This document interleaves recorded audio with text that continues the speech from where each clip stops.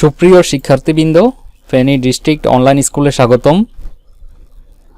আমি Saiful Islam Bhuiyan, BSc BEd MSc গণিত, সহকারী শিক্ষক গণিত, অগ্রণী উচ্চ বিদ্যালয়, ছাগলনাইয়া, ফেনী।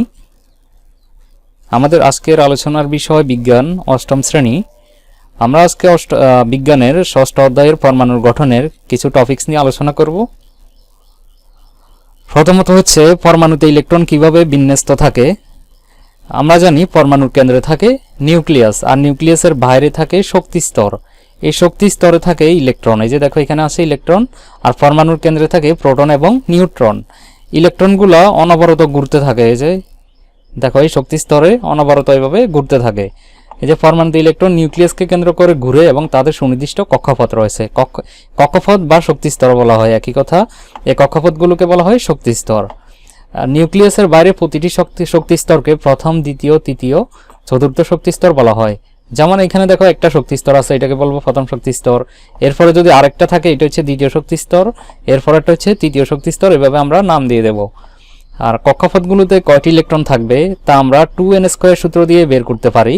আর যেখানে এই যে n আছে, এখানে nটা হচ্ছে শক্তি স্তরের ক্রমিক নাম্বার। এই যে nটা ক্রমিক নাম্বার। মনে করো n এর মান যদি 1 হয় তাহলে আমরা বুঝবো প্রথম শক্তি স্তর, n এর মান 2 হলে দ্বিতীয় শক্তি স্তর, n এর মান যদি 3 হয় তৃতীয় শক্তি স্তর, আর n এর মান যদি 4 হয় চতুর্থ শক্তি স্তর। এখানে n এর মান বসিয়ে আমরা কোন শক্তি স্তরে কয়টা ইলেকট্রন আছে তা খুব সহজেই আমরা বের করতে পারি।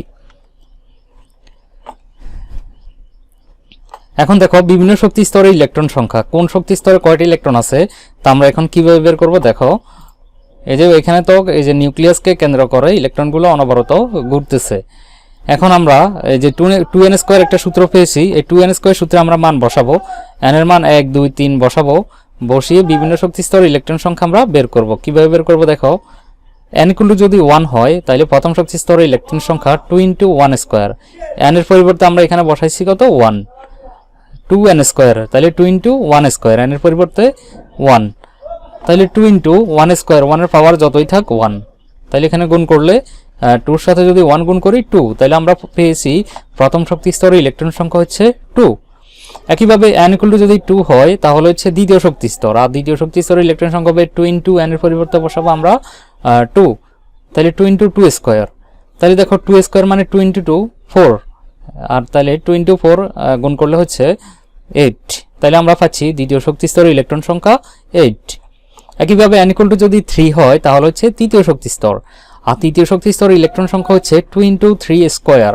তাহলে 2 × 3² মানে হচ্ছে 3 × 3 = 9। তাহলে এখানে গুণ করলে হবে 2 × 9 সমান হচ্ছে 18। তাহলে আমরা পাচ্ছি তৃতীয় শক্তি স্তরে ইলেকট্রন সংখ্যা হচ্ছে 18। একইভাবে n যদি 4 হয় তাহলে চতুর্থ শক্তি স্তর, আর চতুর্থ শক্তি স্তরে ইলেকট্রন সংখ্যা হবে 2 × 4²। এখানে n এর মান বসাইছি আমরা 4² 4² মানে হচ্ছে 16, 4 × 4 মানে হচ্ছে 16। 16 এর সাথে যদি 2 গুণ করি তাহলে হবে 32। তাহলে আমরা পাচ্ছি চতুর্থ শক্তি স্তরে ইলেকট্রন সংখ্যা হচ্ছে 32। একইভাবে n যদি 5 হয় তাহলে হবে পঞ্চম শক্তি স্তর, n 6 হলে ষষ্ঠ শক্তি স্তর। এভাবে বিভিন্ন শক্তি স্তরে আমরা ইলেকট্রন সংখ্যা বের করতে পারি। এই জন্য প্রথমত আমাদেরকে এই সূত্রটা মনে রাখতে হবে। সূত্রটা হচ্ছে 2n²। এখানে nটা হচ্ছে বিভিন্ন শক্তি স্তর। n যদি 1 হয় প্রথম শক্তি স্তর, n 2 হলে দ্বিতীয় শক্তি স্তর, n 3 হলে তৃতীয় শক্তি স্তর, n 4 হলে চতুর্থ শক্তি স্তর। তাহলে আমরা পেয়েছি প্রথম শক্তি স্তরে ইলেকট্রন হচ্ছে 2টা, দ্বিতীয় শক্তি স্তরে ইলেকট্রন হচ্ছে 8টা, তৃতীয় শক্তি স্তরে ইলেকট্রন 18টা, এরপরে শক্তি স্তরে ইলেকট্রন হচ্ছে 32টা। মানে হচ্ছে প্রথম শক্তি স্তরে 2টার বেশি ইলেকট্রন যেতে পারবে না। যদি 2টার বেশি ইলেকট্রন থাকে সেটা পরবর্তী শক্তি স্তরে চলে যাবে। একইভাবে দ্বিতীয় শক্তি স্তরে 8টার বেশি ইলেকট্রন থাকতে পারবে না। যদি এর বেশি থাকে সেটা পরবর্তী শক্তি স্তরে চলে যাবে। একইভাবে তৃতীয় শক্তি স্তরে 18র ইলেকট্রন থাকবে, এর বেশি ইলেকট্রন থাকলে সেটা পরবর্তী শক্তি স্তরে যাবে। চতুর্থ শক্তি স্তরে 32টা ইলেকট্রন থাকবে, যদি এর বেশি থাকে সেটা পরবর্তী শক্তি স্তরে চলে যাবে। এখন দেখো কয়েকটি পরমাণুর ইলেকট্রন বিন্যাস এবং ইলেকট্রন বিন্যাসের চিত্র। যেমন এখানে আছে লিথিয়াম 3। আমরা জানি লিথিয়ামের পারমাণবিক সংখ্যা হচ্ছে 3। তাহলে এটা প্রথম শক্তি স্তরে ইলেকট্রন থাকবে 2টা। আমরা একটু আগে ইলেকট্রন বিন্যাসের নিয়ম দেখেছি, প্রথম শক্তি স্তরে ইলেকট্রন থাকবে 2টা। যদি এর বেশি থাকে সেক্ষেত্রে সেটা পরের শক্তি স্তরে চলে যাবে। আর পরের শক্তি স্তরে সর্বোচ্চ ইলেকট্রন ধারণ ক্ষমতা হচ্ছে 8। যদি এর বেশি থাকে সেটা পরের শক্তি স্তরে যাবে। তাহলে লিথিয়াম 3 হচ্ছে 2 1, প্রথম শক্তি স্তরে দুইটা আর ইলেকট্রন বাকি থাকে একটা, সেটা পরের শক্তি স্তরে যাবে। দেখো এই যে প্রথম শক্তি স্তরে দুইটি ইলেকট্রন ঘুরতেছে, লিথিয়াম এই যে এখানে মাঝখানে থাকে কি নিউক্লিয়াসকে কেন্দ্র করে ঘুরতেছে। একইভাবে আরেকটা ইলেকট্রন বাকি আছে, সেটা আরেকটা শক্তি স্তর মানে পরের শক্তি স্তরে যাবে, দ্বিতীয় শক্তি স্তরে যাবে। তাহলে আমরা এখানে পাচ্ছি লিথিয়ামের শক্তি স্তর হচ্ছে দুইটা, আর লিথিয়ামের শেষ শক্তি স্তরে ইলেকট্রন সংখ্যা হচ্ছে একটা। প্রথম শক্তি স্তরে ইলেকট্রন দুইটা, পরবর্তী শক্তি স্তরে ইলেকট্রন হচ্ছে একটা। একইভাবে দেখো সোডিয়াম বা নাইট্রিয়াম 11, সোডিয়ামের ইলেকট্রন বিন্যাসটা দেখো, প্রথম শক্তি স্তরে ইলেকট্রন হচ্ছে দুইটা, তারপরে ইলেকট্রন হচ্ছে 8টা। প্রথমে দুইটা পূর্ণ হওয়ার পর পরবর্তী স্তরে যাবে 8টা। আটটার বেশি যেতে পারবে না, যদি 8টার বেশি থাকে সেক্ষেত্রে সেটা পরের শক্তি স্তরে যাবে। যেহেতু এখানে সোডিয়ামের 11টা ইলেকট্রন আছে, সেক্ষেত্রে সোডিয়ামের প্রথম শক্তি স্তরে দুইটা ইলেকট্রন চলে গেছে, দেখো এই যে দুইটা ইলেকট্রন ঘুরতেছে, পরের শক্তি স্তরে যাবে 8টা। দেখো পরের শক্তি স্তরে এই যে 8টা ইলেকট্রন, এই 8টা ইলেকট্রন ঘুরতেছে, দেখো 8টার বেশি যেতে পারবে না। যেহেতু আমাদের আরো একটা ইলেকট্রন বাকি আছে, সেক্ষেত্রে সেটা পরের শক্তি স্তরে চলে যাবে। তাহলে পরের শক্তি স্তরে আরেকটা ইলেকট্রন চলে গেল, এই যে দেখতেই পাচ্ছ। এটা হচ্ছে লিথিয়াম এবং সোডিয়ামের ইলেকট্রন বিন্যাস এবং ইলেকট্রন বিন্যাসের চিত্র। এভাবেই তোমরা সবগুলো পরমাণুর ইলেকট্রন বিন্যাস এবং ইলেকট্রন বিন্যাসের চিত্র অঙ্কন করতে পারবে। এরপর একটা প্রশ্ন দেখো, সোডিয়াম ক্লোরাইড কিভাবে গঠিত হয়। প্রথমত আমরা সোডিয়াম এবং ক্লোরিনের ইলেকট্রন বিন্যাস অঙ্কন করব। প্রথমে সোডিয়াম দেখো, সোডিয়ামের পারমাণবিক সংখ্যা হচ্ছে 11। তাহলে সোডিয়ামের প্রথম শক্তি স্তরে যাবে 2টা ইলেকট্রন, পরবর্তী শক্তি স্তরে যাবে 8টা ইলেকট্রন, এরপরে শক্তি স্তরে যাবে 1টা ইলেকট্রন। তাহলে এখানে টোটাল হচ্ছে 11টা। একইভাবে ফ্লোরিন দেখো, ফ্লোরিন হচ্ছে 9।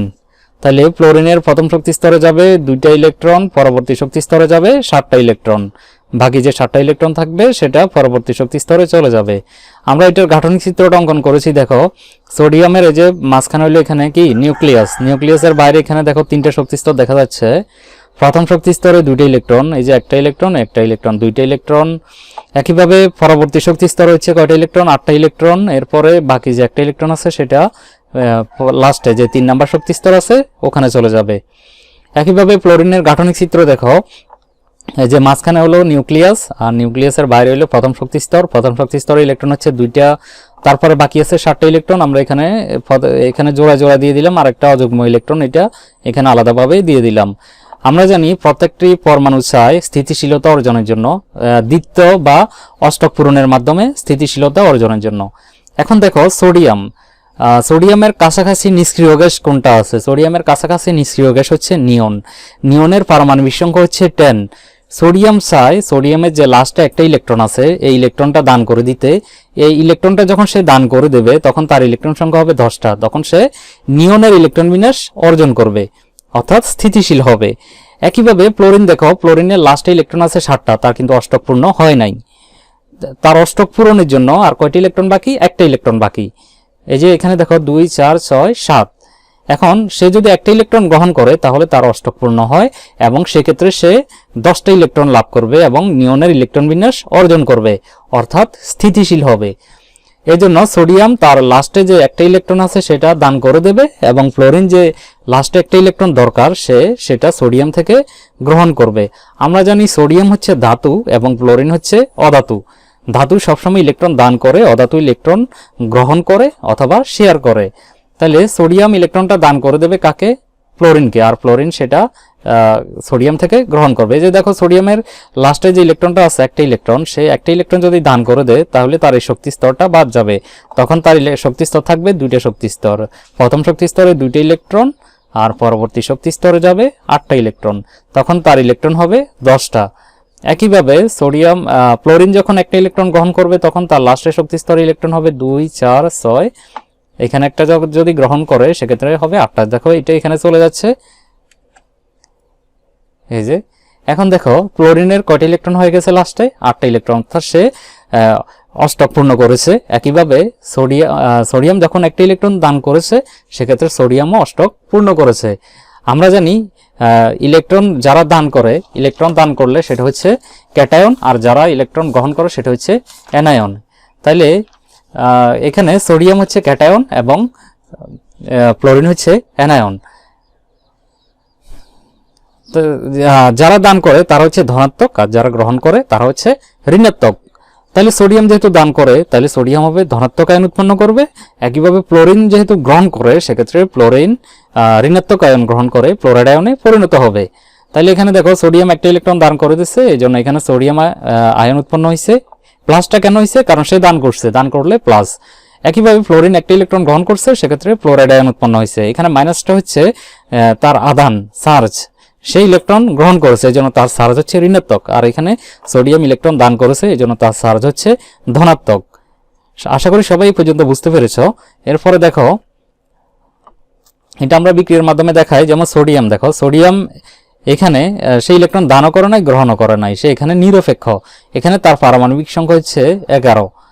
এখন এখানে দেখো সোডিয়াম যখন একটা ইলেকট্রন দান করছে তখন উৎপন্ন হয়েছে সোডিয়াম আয়ন। এখানে তার ইলেকট্রন হচ্ছে 10টা, প্লাস এখানে হইলো একটা, কয়টা হয়েছে টোটাল 11টা। এই যে সোডিয়াম একটা ইলেকট্রন দান করে দিছে। একইভাবে এখানে দেখো ফ্লোরিন, ফ্লোরিন এখানে নিরপেক্ষ, যখন সে একটা ইলেকট্রন গ্রহণ করছে যে প্লাস ইলেকট্রন, এখানে এই যে ইলেকট্রনের চার্জ হচ্ছে নেগেটিভ, এই জন্য এখানে মাইনাসটা আসছে। এটা আশা করি সবাই বুঝতে পেরেছো। ইলেকট্রনের চার্জ হচ্ছে নেগেটিভ, নিউট্রনের কোনো চার্জ নেই, আর আমরা জানি প্রোটনের চার্জ হচ্ছে পজিটিভ। এখন দেখো এই যে ফ্লোরিন প্লাস ইলেকট্রন, ফ্লোরিন একটা ইলেকট্রন গ্রহণ করেছে, গ্রহণ করে ফ্লোরাইড আয়নে পরিণত হয়েছে। এখন আমরা যদি এখানে যোগ করি, দেখো সোডিয়াম প্লাস ফ্লোরিন, এখানে দুই পাশে যে ইলেকট্রনটা বাদ যায়, ইলেকট্রনটা বাদ দিয়ে দিলাম, তাহলে সোডিয়াম প্লাস ফ্লোরিন, তাহলে এখানে সোডিয়াম আয়ন আর হচ্ছে ফ্লোরাইড আয়ন। তাহলে এখানে স্থির বিদ্যুতিক আকর্ষণ শক্তি দ্বারা কি উৎপন্ন হয়? সোডিয়াম ফ্লোরাইড গঠিত হয়। এভাবেই সোডিয়াম আয়ন এবং ফ্লোরাইড আয়ন মিলে সোডিয়াম ফ্লোরাইড গঠিত হয়। আশা করি সবাই এই পর্যন্ত বুঝতে পেরেছো। তোমরা পরবর্তী ক্লাসে যখন যাবা তখন দেখবা প্রত্যেকটা শক্তি স্তরের আবার অনেকগুলো উপশক্তি স্তর আছে, ওইগুলো নিয়ে পরবর্তী ক্লাসে আলোচনা করা হবে। উপশক্তি স্তরগুলোকে এস, পি, ডি, এফ দ্বারা প্রকাশ করা হয়। প্রত্যেকটা শক্তি স্তরের যেমন প্রথম শক্তি স্তরে ইলেকট্রন থাকে 2টা, এটা হচ্ছে এস উপস্তর। একইভাবে দ্বিতীয় শক্তি স্তরের ইলেকট্রন হচ্ছে 8টা, এখানে হবে এস পি, এখানে 2টা উপস্তর আছে, একটা হচ্ছে এস আর একটা হচ্ছে পি। একইভাবে তৃতীয় শক্তি স্তরের ইলেকট্রন হচ্ছে কয়টা? 18টা, তাইলে এখানে হবে এস পি ডি। প্রথম শক্তি স্তরের ইলেকট্রন 2টা, পিতে যাবে 6টা, 8টা, আর হলো ডিতে যাবে 10টা, 18টা।